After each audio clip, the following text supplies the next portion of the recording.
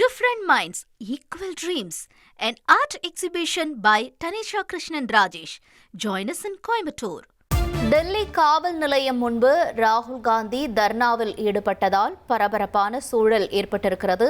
நாடாளுமன்ற எதிர்க்கட்சித் தலைவர் ராகுல் காந்தி தற்பொழுது அங்க தர்ணாவில் ஈடுபட்டிருக்காரு. இதற்கான காரணம் என்ன அப்படின்னு பார்க்கும்பொழுது டெல்லி பார்லிமெண்ட் ஸ்ட்ரீட் காவல் நிலையம் முன்பு தர்ணாவில் ஈடுபட்டிருக்காரு. என்ன சொல்றாங்கன்னா, அதாவது இந்த டெல்லி போராட்டத்தில் பெல்லட் குண்டுகள் மாணவர்கள் மேலே பாஞ்சது, இது தொடர்பாக புகார் அளிக்கணும் அப்படிங்கிற மாதிரியான பல்வேறு கோரிக்கைகள் ராகுல் காந்தி தரப்பில் முன்வைக்கப்பட்டு இந்த தர்ணா போராட்டம் நடக்கிறதா நம்ம பார்க்கிறோம். காட்சிகளை பார்க்கலாம்.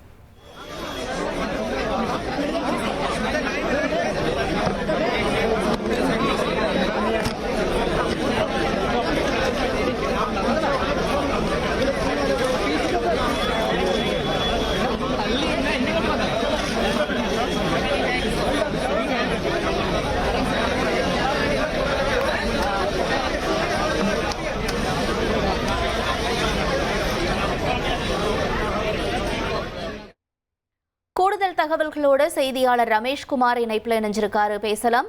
ரமேஷ்குமார், வணக்கம். தற்பொழுது ராகுல் காந்தி அவர்களுடைய தர்ணாவை பார்க்குறோம். பக்கத்தில் சிலரும் அமர்ந்திருக்காங்க. அவங்கெல்லாம் யாரு? இந்த தர்ணா போராட்டத்தில் வைக்கக்கூடிய முக்கிய கோரிக்கைகள் என்ன?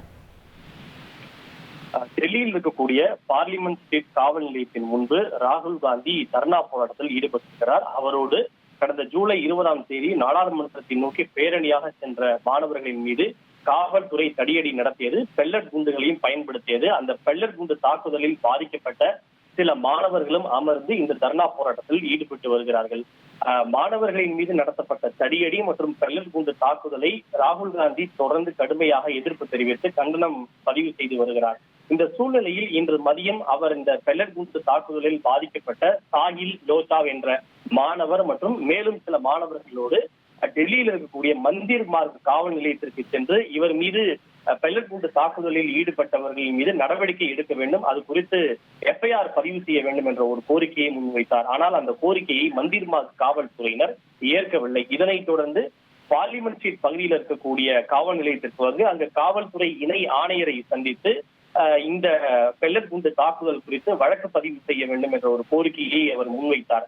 ஏனென்றால் இந்த சாஹில் லோதா என்ற மாணவர் ஏற்கனவே கடந்த 15, 17 ஆகிய தேதிகளில் இது தொடர்பாக காவல்துறையை அணுகி புகார் ஒன்றை கொடுத்திருப்பதாகவும், ஆனால் அந்த புகாரை காவல்துறையினர் ஏற்கவோ வழக்கு பதிவு செய்யவோ என்று ராகுல் காந்தி குற்றம் சாட்டியிருக்கிறார்.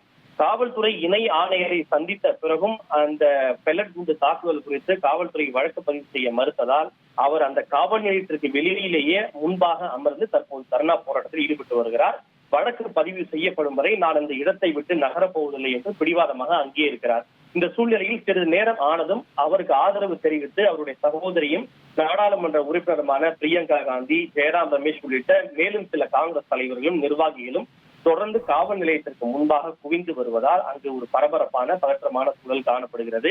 தொடர்ந்து காங்கிரஸ் கட்சியை சார்ந்த நிர்வாகிகள் அந்த பகுதியில் குவிந்து வருவதால் காவல்துறை அதிக அளவில் குவிக்கப்பட்டு பாதுகாப்பு பலப்படுத்தப்பட்டிருக்கிறது. ராபிட் ஆக்ஷன் போர்ஸ் படையை சார்ந்த காவலர்களும் அதிக அளவில் அங்கே குவிக்கப்பட்டிருக்கிறார்கள். இது குறித்து செய்தியாளர்களிடம் ராகுல் காந்தி அவர்கள் பேசுகின்ற போது, அமைதியான முறையில் நடத்தப்பட்ட போராட்டத்தில் வன்முறை நடத்தப்பட்டது, அது ஒரு பெரிய கொடூர குற்றம். இது குறித்து உள்துறை அமைச்சர் விளக்கம் அளிக்கவும் இல்லை, பிரதமர் மன்னிப்பு கேட்கவும் இல்லை. எனவே பாதிக்கப்பட்ட அனைவருக்கும் நியாயம் கிடைப்பதையும் வழக்கு பதிவு செய்யப்படுவதையும் நான் உறுதி செய்வேன் என்று ராகுல் காந்தி தெரிவித்திருக்கிறார். உங்களுடைய விரிவான தகவல்களுக்கு நன்றி Rameshkumar. Different Minds, Equal Dreams, an art exhibition by Tanisha Krishnan Rajesh. Join us in Coimbatore.